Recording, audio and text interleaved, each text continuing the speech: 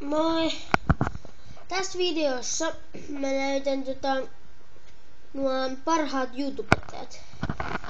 Eli aluksi tuossa Jansson Tsoikki ja sitten siinä on LV eli Lööppavika.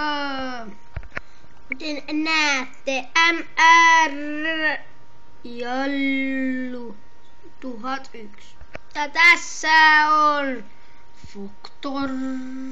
Siinä on X Leinonen, siinä ei ole nimeä. Armoisillekin on tässä.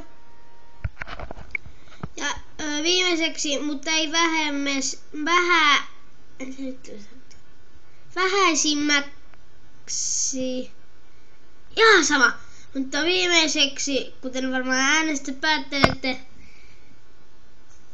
Täällä on kuuma. Lakko.